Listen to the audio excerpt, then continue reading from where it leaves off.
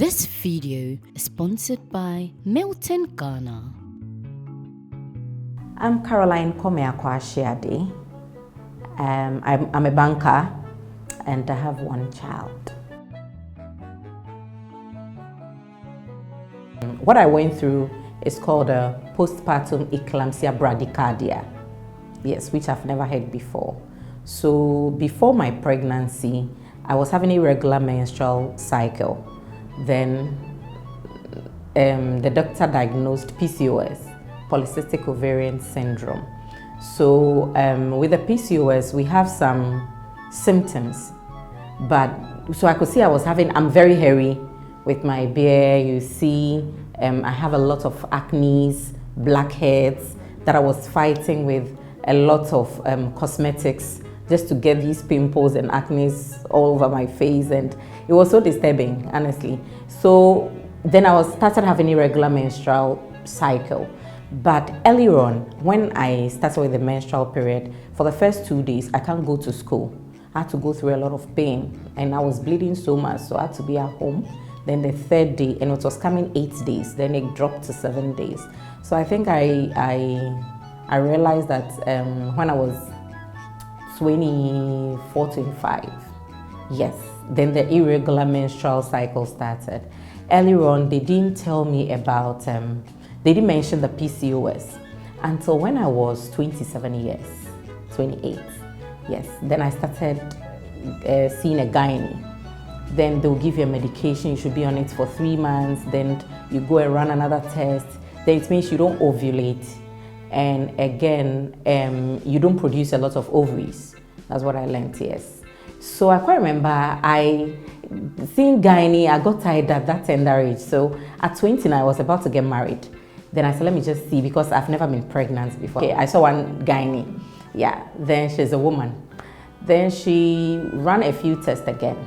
Then she was like, oh, okay, I know what your problem is. But mostly a few women do give birth. We do give birth, but I have a medication. They are in twos. So one is when you can get pregnant when you are on that medication. The other one as well, you can't get pregnant. So am I single or am I getting married anytime soon? Then I said the next 2 months I'll be getting married. That was when I was 29. Then he was like, oh, okay, then we can try this one. So after the wedding, a month, so I was on the medication. So we'll be doing every 3 months, then I'll go and check. So after a month, I think I went to the bank and I was feeling dizzy. Then I came back. Then at dawn, I tested with the test strip.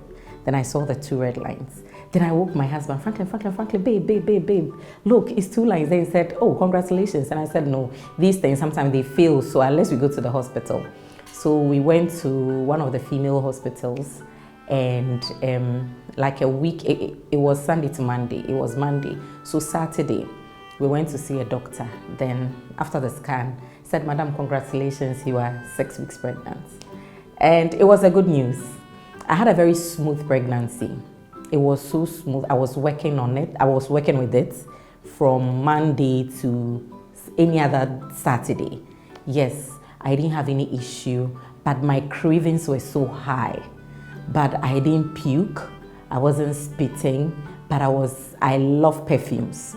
All the time, I want to have a lot of perfumes around me. I want to smell so good. That's what's my pregnancy. And the cravings when it comes to food, oh my goodness, I was just eating. And God being so good, I had good people around me, my mom, my siblings, and my husband. They were giving me all the attention. They were pampering me.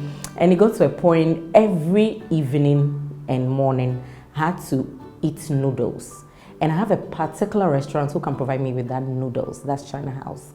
I have to get my noodles from there. Then Frankie's, I want their salad. So these are the 2 foods. So every day, my husband had to spend like 120 cedis every evening with smoothies.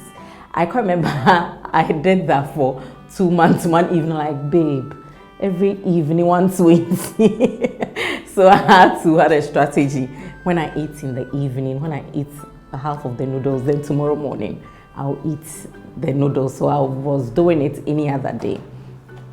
But And I quite remember I was at the office when I crave for something. I have a very good friend, Setuchi. It was like, Caroline, let's go to Usu. Whatever you're craving for, you can get it there. Then she'll drive me to Usu to go and get this food.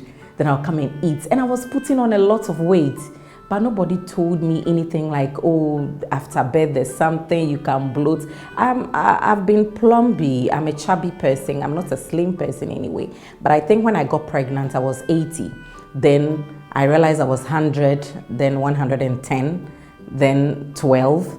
Then the day I'll give birth. So I was 113. Then I went to the hospital one day. I was close to my delivery. Then the doctor said, Caroline, the baby is 4.2. She's so big and she's not dropped to your cervix. And again, the umbilical cord, she had the umbilical cord around her hands or neck or something. So as soon as possible, we had to take the baby out. By then I was also schooling as well with the pregnancy. So after work, when it's exam time, after work, I'll go back to the campus to go and learn and come back home like 11 and wake up at 3 to learn and go to work at 7. And that's how I was running my life. And I was so stressed, but I wasn't sick. There is no sickness. So everything was fine. My pressure was normal, my sugar. But when I was 2 months pregnant, I quite remember I had a swollen fit, which turned black. So we started running a lot of tests. But yesterday, the doctor didn't see anything. But in the nights, in the midnight, I have this stretch in my leg. So I'll just call my husband to stretch it for me. And we've been going through that. So it was time for me to deliver. So when I went to the hospital, the doctor was like, you have to come this evening, tomorrow, because my appointments were on Saturdays. So he said, you have to come. So I went on Saturday, come this evening. Tomorrow we had to take the baby out. Okay, so my favorite food is fufu. And I couldn't pound fufu. So I had to go to this place, Bush Canteen, with my husband that afternoon. After that, I had my big fufu. Then after the fufu, we came back, I packed my stuff. Then I went to the hospital. They checked me, everything was fine. I can't remember, anytime I go for consultation, I want a baby with plenty hair. Then one time, and I want a girl. Unfortunately, it was a girl. And the doctor was like, my husband was like, won't you think about having a healthy baby with all the 5 fingers, nose, and you are thinking about the hair. And I told me, I know I'll have a healthy baby, but I want the hair. So I remember that Sunday morning at 6:30, I went through CS. And the CS was successful because it was a conversational CS. The doctor was chatting with me, so I didn't feel any pain. When they brought out the baby, you know, they turned the baby like this. She was in something. She was covered with something. I don't know.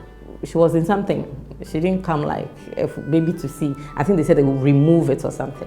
So when she came, all the hair was on her face. And all the nurses were like, oh, she has plenty hair, she has plenty hair. I couldn't wait for her. I couldn't wait to see her when they brought her. Oh, a lot of hair. So that time, I think there was the hospitals, there was something. So there were a lot of women there to give birth. So it was like, oh, yesterday, from Saturday and Sunday, we had 20 kids. But I think this baby, we had 20 babies, but this particular baby has a lot of hair. And she's so big, 4.2. I quite remember the baby dresses that we sent to the hospital, she couldn't wear them because they were too small. So Setuchi as well had to fall on her to run, go buy new first day baby dresses and all that. So I stayed there for 4 days. So Sunday to Wednesday, then I was discharged. Then I came home. That's when my problem started. When I came, I wasn't feeling well. I could say I wasn't feeling well. I had CS. So I would tell my mom, "Mommy, home for me, me yare or say I won't yare." And I'm saying, "Mommy, if me home for me." Then I started having extremely severe backache. I don't know. So we had to mount pillows so that I can sleep on pillows. But I couldn't enjoy the baby the way I was expecting to enjoy my baby. So my mom was doing everything and my husband was around. I quite remember After I came home, 10 days after we were 10 days old, my husband had to travel. So he slept around airport so that he'll be close to the airport. So airport residential, so that he'll be close to airport. So the next morning, before he flew out, he called and was like, babe, how are you and the little babe? And I said like, I'm not too well. I didn't have a good sleep. Then he was like, I'm coming over, we should go to the hospital. And I said, oh, my mother said it's a warm area, so don't worry, you just go and come. I think I'll be fine because I've been on some painkillers, so I'll be fine. He said no. But I think God used my husband at that particular point in time to save me, because I was such I don't rush to go to the hospital. If I think it's a headache, I'll just drink a lot of water. If I can't take control, I'll just take some Panadol or something, painkillers. Then my husband, like the moment you tell him your head is paining, your nose, you have flu, you go to the hospital. Your eye is itching, go and see the doctor. Your mouth, you can't even eat. My husband will tell you to go and see the doctor. So at that particular time, my husband just drove to our place, picked us to the hospital. When we got to the hospital, the doctor was checking my BP. Then it was like, they have different names for the BP machines. So bring the Omron, bring this one, bring that one. And almost like 5 machines they tried. It was like, I'm not seeing something well. Run ECG on her. When they run the the lady was like, Mrs. Ashade, you just left here some 10 days ago. What's wrong? And I said, I don't know. I know I'm not feeling well. But you could see that they are so worried. Then the doctor was like, I had to go to Kolebu, cardio. Then I should put on a halter because my heartbeat is dropping. And as at the time she was checking, the heartbeat was around 45, which is abnormal. So I had to go to the cardio. Then I said, okay. So then I started having headaches that evening. I started having headaches. Then the next morning, I went to cardio to put on the halter. When I came back, I wasn't well at all, but I drove myself to the Kolebu, to the cardio to put on the halter. But when I came back, I wasn't feeling well at all. So I told my mom, like, I'm not feeling well. I feel like I'm dying. But you know, nobody understood me. It was like, you are talking too much. Everybody gives birth. They've pampered you. You have your mother around you. My brothers were there. My nieces were around. My friends, you know, they check up on me and all that. So you feel like, Utrimi out there. So at least endure. Try to take pain. Those who can say those things were telling me that. But I quite remember only my husband understands, like, he is very emotional. So he wanted to know what is really wrong with me. So he was like, yes, I know you are not well. You could see my eyes changed, like I really changed. I couldn't eat because I'm a good eater. I love food. So for me not to eat, then it means I'm dying. Then I was like, no, Caroline, we had to go to the hospital. Like he called me, then he's traveled. So he called me and told like, I'm not feeling well. So I had to go to Kolebu. Then like, he was messed up there. Whilst he was there, he said he couldn't sleep. He was just thinking like, what is wrong? Because I had a very smooth pregnancy with no complications. So how come I'm experiencing this? So that night, I can't remember, I slept at 8. Then around 11:30, I woke up and I screamed and I held my head and I said, Ma, obi kumi. Like I had a severe pain at the back of my head. It started at the back of my head. Then I was like, Ma, then I was running to the washroom. I was pouring water on my hair. I was like, Ma, my mother got scared. Fortunately for me, my guardian sister was around. So that day we were chatting and it was like, Caroline, it's late, so I would want to sleep over. So she slept over. Then my mother gave me painkiller to take. After I said, Ma, still then I started crying. It's like my whole eyes was coming out. Then she went to call the lady, my guardian sister, that I had to go to the hospital. They went to the roadside to get a taxi. They couldn't get a taxi. And I said, I would drive because I'm dying. Then I drove, but as I was driving, I didn't see anything. I was just driving like a mad person until I got to the center of outskirts Accra, Central Accra. Then I saw a taxi. Then I said, Papa, di mechiko mi fiwate. Nafa me ko hospital mi wu. Then the taxi driver turned and followed me to my house. Then when I got in front of it, I just parked the car there and I jumped into the taxi. So when we were going, then I told the driver I wanted to vomit. Then I started throwing up. Then I started throwing up plenty. Then I was like, what's happening to me? Then we got to where I gave birth. Yes, so we went there. When we got there, they gave me first aid. Like the doctor was like, your pressure is 200. So your pressure is up. And you know I was on a halter. So the halter is a 24-hour, like it should be a 24-hour halter. I'll put it on. So I had to get back to the hospital for them to read whatever it says. So I was on the halter when it happened. Then I told them I came here, I was asked to go to BRADYCARDIA for the halter. So they saw the halter on me. Then the doctor was like, your pressure is so high. They were trying to control the pressure, but it's not controlling the BP, the blood pressure. It wasn't controlling. It's like the nurse too was worried. So when they put on the halter, they gave me a form.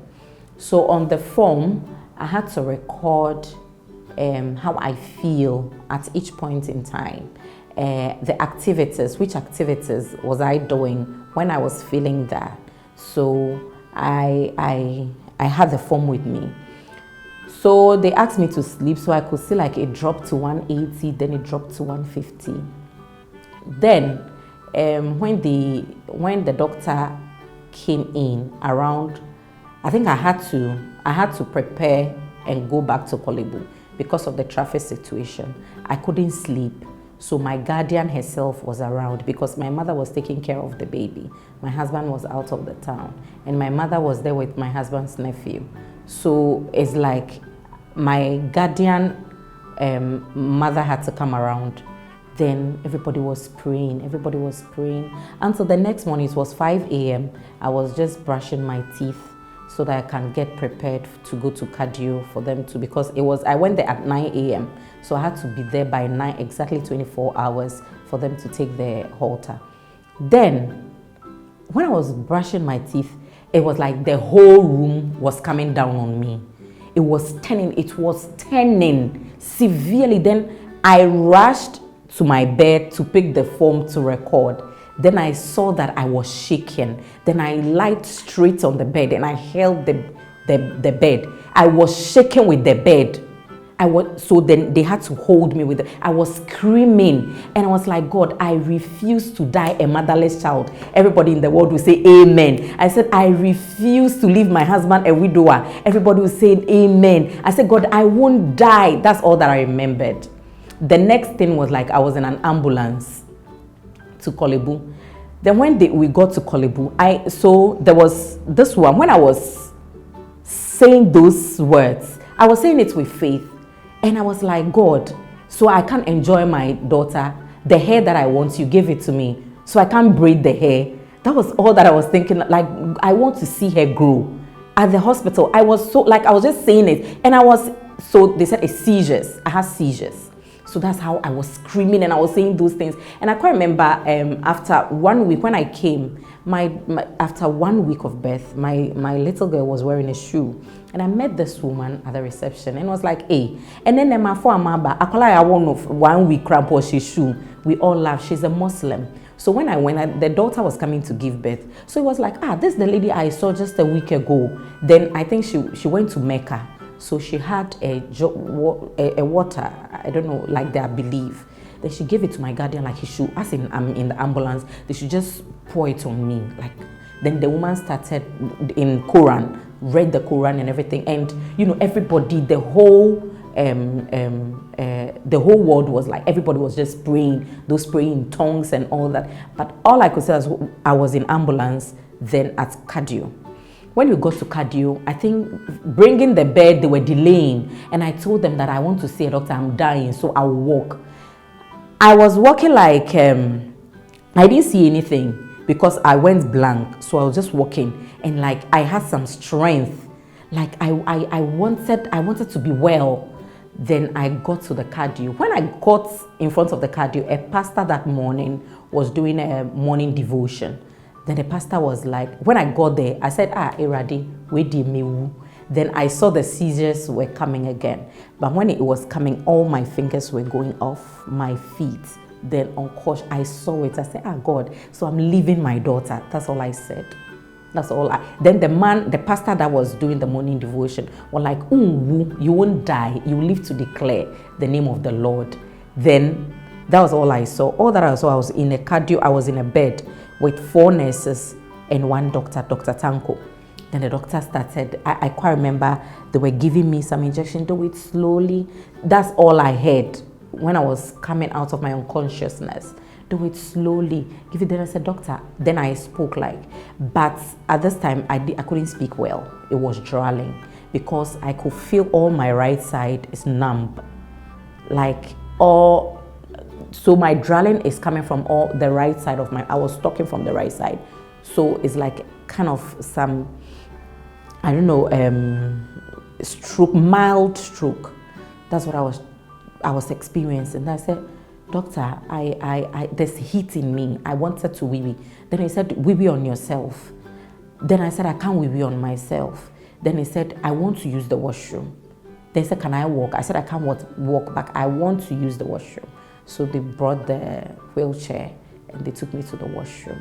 But I didn't see anything. I went blank. So when I see you, I look at you like 2, very dim. I couldn't see anybody, but I couldn't walk, I couldn't do anything. Then when they read the Holter, the heartbeat dropped to 27. That is when I started having the seizures. So as a normal person, it should be 60 to 100. Our heartbeat in a minute should be 60 to 100. But mine is ticking at 27, meaning I'm gone. Yes, I'm gone. So I was there for a day. Then they transferred me to medical ward 3. When I went there, then it's like that's the end of me. I'm not like I'm dead. Because I saw mothers, new mothers who was giving birth, and they're just dying. People had kidney problems, liver problems. They would come at dawn and I was like, Jesus. Then the next day you wake up, she's dead, she's gone. Dawn, when you wake up, they've pulled this one. Oh my goodness. When the doctor came in for a consultation, I said, Doc, I want to leave. Let me see my daughter before I die. How she's growing. I want to see my daughter, God. I want to see my daughter. Then I said, Caroline, your heartbeat is now at 40. If you don't get 50, you are not living here. Then sometimes when you sleep, it's like the seizures is coming again, and it's a very rough feeling, very bad feeling that I wouldn't wish for my enemy. What I went through, I wouldn't. Very bad. Then I said, nurse, adeni babiomo also the whole streets nembra or the shenyo nembra. Then someone like a doctor was jokingly said, Bompayo, pray hard, oh, Charlie, it's not easy, pray hard. Like jokingly, but I know, yes, I was dying. Then my hair started falling off. Yes, my hair started falling off. I just dropped like my weight just dropped. And when you see me like somebody who has been sick for years, I changed. So I had to do EEG. EEG is the brain. So they took me out for EEG. Then they wanted to see why the headaches, because I was having headaches. I can't see well. I was having, like I was confused. Like I don't understand, I couldn't see anything. Yes, so they had to feed me, they had to bath me, they had to give me medications. I couldn't do anything for myself. And I was having this heartbeats, you know, my heart beats, like when my heart is beating, I hear it. On my chest, then at my left side of my ribs. You could hear my heart beating. When you are sitting close to me, you hear my heart beating. But all I was praying, reading my Bible every morning. Then the song that I quite remember every morning, I was like, I am trusting thee, Lord Jesus, trusting only thee, trusting thee for full salvation, great and free. I was singing that song because I was really trusting in God. I don't want to miss my daughter, my husband, and my mom. These 3 particular people in my life, They mean so much. I don't want to lose them. So I was just praying. My brothers were around, my sister was around, everybody, my friends, people were caring. Then those who go to their pastors with revelations, I'm going to die, I'm doing this, I'm doing that. But as I was going through that, the nightmares were horrible. It was so horrible at the hospital because either I will see myself in a coffin, or I will see myself in the cemetery, or I will see friends who are dead. I've met them. Then I remember one particular friend, it was very close to me. Then before I'll give birth in April, she died in March. Very close friend at the office, Anita. So during this, what I was going through, I couldn't go to the funeral because I was due to delivery. Inti that council say dofubiwa dofunkweyi. That's what happened to me. And I think that death also hit me so hard that I was thinking about it. So when I was at the Kolebu, I would see her. She'll come, like one of my dreams, like the nightmares I had, and she came around. Then she told me she should go to a Roman father. I'm an Adventist, but she took me to a Roman father. Then she was like, the father should give me a communion. Then the father gave me a communion, the two of us. And you know, anytime we meet at the car park, we say, hey, so she repeated that in the dream. Then we got to a point, I was like, Caroline, wherever I'm going, you can't go with me. You had to stay. And I said, no. And I said, you had to stay and take care of my kids because I had two boys. One was 11 months and one was like 2 years. So Caroline, you had to take care of my kids and your baby. And I said, no, I want to go with you. I want to go with you. Then he was like, no. So it was like a big gutter. He said, don't cross. I wanted to cross. Then I said, don't cross. Then she vanished. So I couldn't cross. Then I woke up. I screamed and I cried. I was screaming at the hospital crying. I said, I saw her. I wanted to go with her. Like, it's like people think you are getting mad. You are getting out of your senses. Yeah, but it was so scary. And I was like, no, I saw Anita. I saw her. People were like, who is Anita? Nobody understood whatever I was saying. But my husband was so devastated. All the people around me were so devastated. Then it got to a point, they said I had to go on Holter. I had to go on pacemaker. Pacemaker. Really? So it means my life had to be controlled. Wherever you enter pacemaker, you have to declare you're on pacemaker. When you want to travel, you have to declare you're on pacemaker and all that. I couldn't believe it. My big brother, then my husband had to return back. By then he wasn't back, so the same Setuchi, she brought the money for pacemaker in a brown envelope, very expensive. My husband spoke to her. When they came, my big brother was like, no, you are not going on that pacemaker. Because the heart is still beating, the rhythms are still low. I'm still having the low heartbeat. And pacemaker is not a joke, it's a surgery altogether. Now, a machine had to help my heart to beat to live. How long am I going to live? Then I started reading. As I was at the hospital, I started gaining some consciousness, being in myself. Then I had to Google on my phone to read about pacemaker. And I think it wouldn't have helped me. People are on it, it will help a lot. But for me, I don't know why just my first child, I should be on pacemaker. I love kids. I love kids. So I was expecting to have a lot, at least 6. That's what I've told myself. I'll give it to 6 kids. But here, like the case, just 1, I'll be on pacemaker. My brother too was like, no. My friend Setuchi was like, Caroline, the money is ready, but I don't think like you go on the pacemaker. She's very prayerful. Then we started praying. Then we said, okay, my husband had to come and sign. Then my husband came down. My husband just wanted me to be well. That's all. She just was, so everything that we had to do for me to be well, we had to do. So I should just go on the pacemaker so that I can be fine. Then it's okay, let's go around the MRIs, the CT scans, a lot. They just want to find the solution. So I was asking, like, what caused those things? Nobody could give me the answer, not even at the hospital. Baby was just fine with grandma home.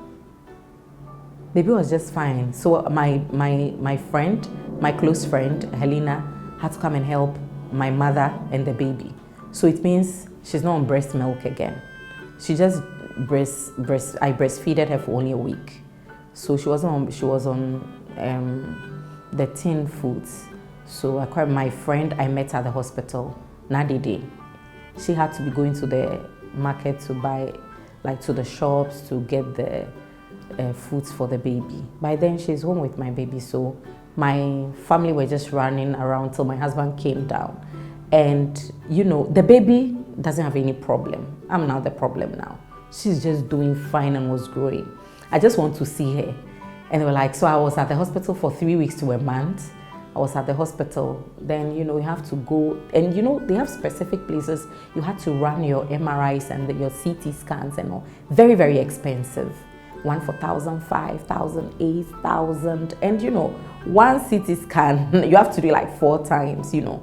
Then after 3 weeks to a month, then I think I had my 50. My heart started beating to 50. So I'm not going to do the pacemaker again. But you know, the doctors will advise for safety precautions. I had to be on it. But that one, so I went through a lot of counseling about the pacemaker, but still, I was having the faith like everything will be fine. But in all, it took me like 3 to 4 years for me to regain, to be myself, like what you're seeing now. You have to be on a lot of pills, just, you know. But for the heartbeat, I'm not doing anything about it now. You have to eat well, you have to exercise, you have to be on diet, you have to hide your dietitian. I was gymming, I had the strength. But now I've grown with her, we are 8 years. She's a big girl now. But that fear in me to go for the second, I wish I could have more. But I'm so scared. My husband was like, babe, if we can take good care of the one, it's better to go to 2 and you not come back again.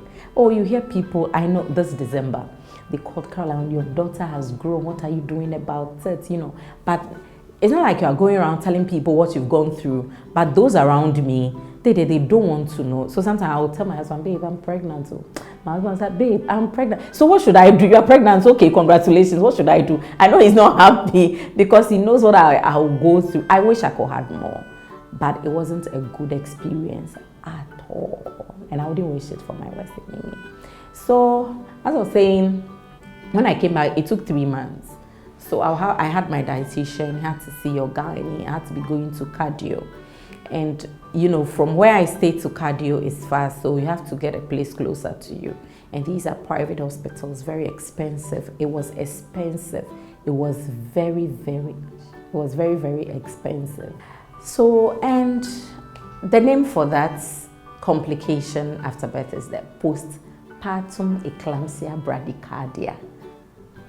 Yes, bradycardia is your heart going down. And the postpartum is after birth something, yes. So that was my experience. But now I'm fine anyway. But the fear to go for second round, I wish to go for the 3rd, 4th, 5th, 6th. But you know, the age is also, I'm in my late 30s. So I don't know whether it's advisable, it's not, but I wish I could have more. But now I think it's fine. But I feel like the way I ate,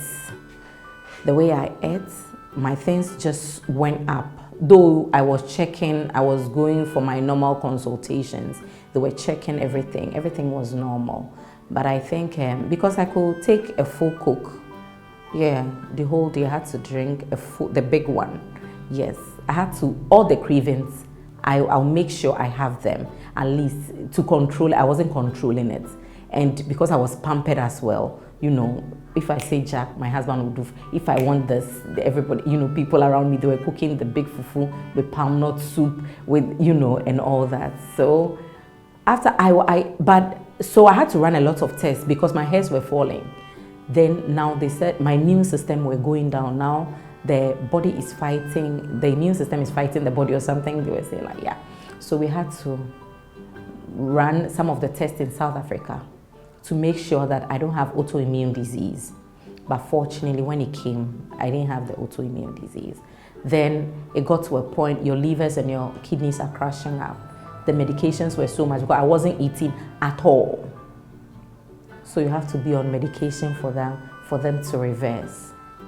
Yes, so I tried as much as possible to lose the weight, and I was off from the BP medications. It got to a point rather I'm having a low BP. And that was another story for another day, because I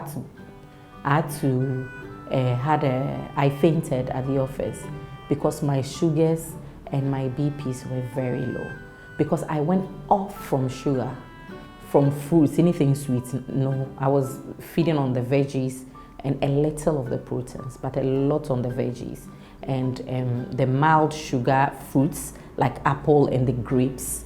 And I was doing a lot of the greens, the green smoothies. And you know, I was always online checking. So I think those were some of these things that I had to go to this page, the DromoBabies. Then I was reading, and I was reading as well and watching these women talking about childbirth, and it was serious. So that was my experience I had. Yes, I can remember when I came back, I was still feeling the same.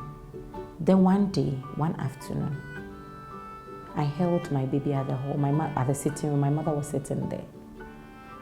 I prayed from my heart of hearts. I was crying. I was asking God so many questions. I said, God, you said we should come and give birth. So why just one? Why am I suffering? Where did I go wrong? What have I was daring God. God, if I don't live to see my daughter, it means you are not God. God, if you don't, I was crying like for 15 to 20 minutes. I was screaming, crying. My mother was sitting there. Then it was like, Nyamieti on Bible. And when I do that, I was fine. I was okay. I was satisfied. And come and see me and my girl. It got to a point, one of my friends would tell me, I'm overprotective. I'm overprotective when it comes to my girl. Sometimes I can look at her and was like, yes, God, this is what I asked for. That is when I was like, there is God. There is God. And when you pray, prayer works. Prayer works like something else. I never looked back. Look, it got to a point, yeah, people were telling me I should go and consult the smaller gods. Maybe somebody is doing me. Maybe it's a curse. Me, who have I offended? Me, I'm a happy go person. I don't know who I've offended that you go and like, are you sure? Maybe you went for somebody's husband. My husband is not somebody's husband, he's my husband. So I'm a wedded wife. Maybe somebody is after your husband. And I said, no, God didn't tell me that. But I was believing in God. And you know, my friend, I'm an Adventist, but this, my friend Satuchi, I don't know what she saw anyway. When I met her, I was 6 months pregnant. Then she was employed to my office. Then she was like, Caroline, every evening on Sundays, my church, they do a lot of prayers. I don't want to go with you. It's a prayer. It's a non-denominational something. So we can go. Yes, so from 6 months, every Sunday and every day, I had to read my Bible. I started. That doesn't mean that those who never came back were not worshiping God. But my faith at that point was so high. And I was believing that there is no way for me to die. For me not to die at that time, because any doctor that will go through my records were like 27 heartbeats and you're still alive. Not 1 or 2 doctors have asked me that before. A lot of doctors when they see. So I know that because in the beginning when I was having the seizures, I told God, I don't want to leave my daughter a motherless child and my husband a widower. I want to see and grow with her. So that covenant I had with him was sealed. And I'm happy to see, and we are still growing, and I'm happy to, be with the baby. It's very rewarding. It's worth it to see even her worrying you. But honestly, it got my little girl was a crying baby. She can cry for Ghana and Africa. She cries so much. She can cry. That was in the beginning, it was so uncomfortable. But, then my mother would say, You have to experience that. But at the end of the day, and she wouldn't want to sleep like or lie down, you have to carry her. And for me not doing anything, I think I was always carrying her and all that. And it's a joy, and I pray that every woman will enjoy that worth, because let's imagine me not having it at all. Even you have one child and people ask you to have more. So how much more you don't have any at all? So all the time when I pray, what I went through, it was traumatizing, but it's worth it. As I'm alive, I would say I did that for the child, and she worth all my love, all my loyalty, whatever a mother had to love to that extent. I have the unconditional love for her.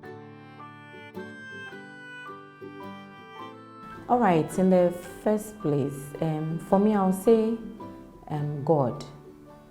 You have to have some kind of faith when you are pregnant. From the beginning, it's a serious institution. This pregnancy thing is a very serious institution. So from the beginning, God, you have to instill God in whatever that you do. The prayer is very important. Yes, some will be happy for you, others wouldn't be happy for you as well. So one, God. Then two, I think for me, our diet should be, we should be very particular with our diet. For me, next time, if I get pregnant, I think I need a dietitian with me, and I'll know how to eat and how to take good care of myself. Yes, and I think I'm not going to stress myself so much. Yes, there should be less stress. God, eat well, less stress.